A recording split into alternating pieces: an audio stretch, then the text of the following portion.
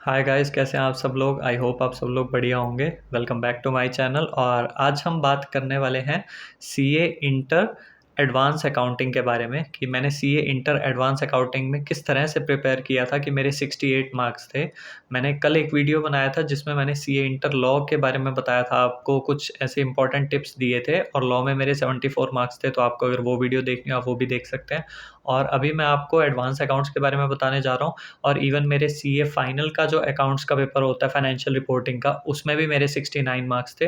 तो ऐसा भी कुछ नहीं है कि मैं अकाउंट्स में बहुत अच्छा था। ऑल दो मतलब जहाँ तक मुझे याद है तो मेरे इवन 12th में भी अकाउंट्स में ही सबसे कम मार्क्स थे।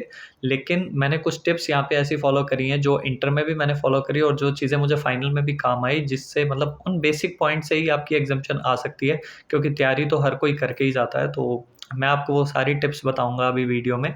तो बेसिकली देखो क्या है कि जनरली हम या तो प्रवीण शर्मा सर से आपने पढ़ा होगा एडवांस अकाउंट्स, या फिर आपने किसी भी और टीचर से पढ़ा हो सकता है, मुझे नहीं पता क्योंकि अब मुझे काफ़ी टाइम हो गया, लेकिन मैंने प्रवीण शर्मा सर से पढ़ा था। तो आप किसी भी टीचर से पढ़ रहे हो, एक चीज़ का ध्यान रखना, क्वेश्चंस टिक कर लेना कि स्टडी मैट के क्वेश्चंस कौन से हैं, उससे बाहर एक भी क्वेश्चन करने की ज़रूरत नहीं है। ये मैं आपको अभी बता रहा हूँ। क्योंकि कोई फ़ायदा नहीं होता आप कोई जीएफआरएस के क्वेश्चन करो या फिर सॉरी, आप किसी भी और चीज़ के ऐसे क्वेश्चन करो, तो मतलब एक्स्ट्रा क्वेश्चंस करने का कोई बेनिफिट नहीं है। कम क्वेश्चंस करो, उनको अच्छे से करो। और उसके साथ मैं आपको एक चीज़ बता देता हूँ कि जितना हो सके ना अपना रिवीजन ज़्यादा से ज़्यादा करना, और एक बार लिख के प्रैक्टिस एफआर की ज़रूर करना। और क्या है कि सबसे मुझे जो लगता है कि मेन चीज़ क्या रही जिससे मेरी एग्जामेशन बहुत इजीली आ पाई, इवन सीए इंटर में भी और सीए फाइनल में भी अकाउंट्स में, वो ये चीज़ थी कि मैं एक तो क्वेश्चंस लिमिटेड करता था, उनको बार बार करता था। दूसरी चीज़ आपकी आरटीपीज़ को कभी भी स्किप मत करना। अगर आपको एग्जामेशन चाहिए तो आप ये सोच के जाना कि मुझे आरटीपी करनी है। क्योंकि आरटीपी का जो लेवल होता है ना वो पेपर के लेवल जैसा होता है। तो मतलब पेपर में किस तरह से क्वेश्चन को ट्विस्ट करके दे सकते हैं वो आपको आरटीपी करने के बाद ही पता चलेगा। तो जब तक आप पिछली आरटीपीज़ नहीं कर लेते, 2, 4, 5 आरटीपीज़, तब तक आपको क्लैरिटी नहीं आएगी उस चीज़ में। और दूसरी चीज़ मैं आपको बता दूँ कि सिर्फ आरटीपी ही नहीं करनी, आपको पास्ट पेपर भी करने हैं। एटलीस्ट 3 पास्ट पेपर अपने ज़रूर करना। क्योंकि क्या होता है कि जब आप पास्ट पेपर करते हैं ना, तो उससे आपको ये क्लैरिटी मिलती है कि अच्छा पिछली बार पेपर का लेवल ये आया था या फिर उन्होंने इतना क्वेश्चंस को ट्विस्ट कर रखा है, तो इस बार का पेपर कैसा आने वाला है, आप उसके लिए पहले से रेडी हो जाते हैं। अगर आप ये सोच के जाएँ कि नहीं जो होगा पेपर में देखा जाएगा, तो ऐसे काम नहीं चलता है। अगर आपको एग्ज़ाम्पशन लानी है, अच्छे मार्क्स लाने हैं, क्योंकि क्या होता है ना कि 1-2 सब्जेक्ट ऐसे होते हैं जिसमें आप एग्ज़ाम्पशन ला सकते हैं।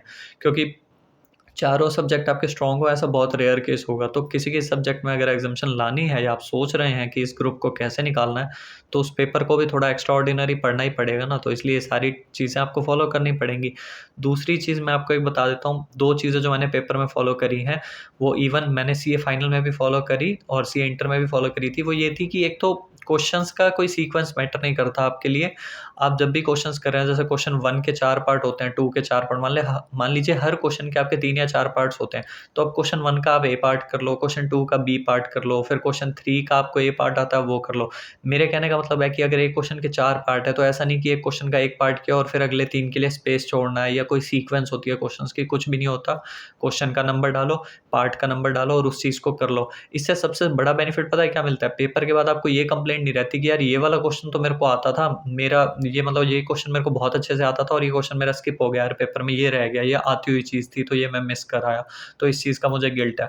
आपको उस चीज़ का कभी गिल्ट नहीं होता जो आप मतलब थोड़ा बहुत आता है लेकिन आप उसको पूरा ट्राई कर रहे हो, उसका आपको गिल्ट रहता है जो आपका पूरा ही नहीं हो पाया और आपको बहुत अच्छे से आता था। तो इसलिए पेपर में वो क्वेश्चन सबसे पहले करोगे तो क्या होगा, पहले 1 डेढ़ घंटे में ना 30-40 नंबर का पेपर आपका इतना बढ़िया वाला हो जाएगा कि आपको लगेगा अब अगर मैंने 50 नंबर का भी पेपर कर लिया ना डेढ़ घंटे में, तो आपको ये लगेगा कि अब इस 50 में से मेरे 40 तो कहीं नहीं जा रहे, क्योंकि ये मैंने उतना पार्ट किया था जो मेरे को अच्छे से आता था। तो अब बाकी जो 1 डेढ़ घंटा है मैं उसमें इतना बढ़िया पेपर करूँगा अटेम्प्ट आगे का भी, वो एक कॉन्फिडेंस मिल जाता है ना। एक छोटा-छोटा मतलब 3 घंटे में आपको अगर स्टार्टिंग में ही आप कोई ऐसा क्वेश्चन उठा लो तो आप पैनिक कर जाओ, तो फिर उसका कोई फ़ायदा नहीं ना। आप वो पेपर भी खराब करो, आप अगले पेपर भी खराब करो, आपका पूरा ग्रुप भी खराब हो सकता है।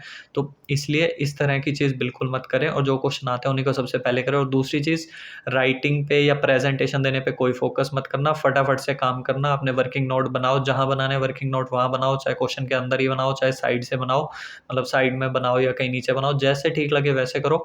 बट चीज़ों को फटाफट करना है, बहुत फास्ट करना है, जितनी रिवीजन हो सके उतनी करनी है। तो इसी तरह से आप एग्जाम्शन सिक्योर कर सकते हैं। आपको वीडियो अच्छी लगे तो लाइक कर देना। Thank you so much.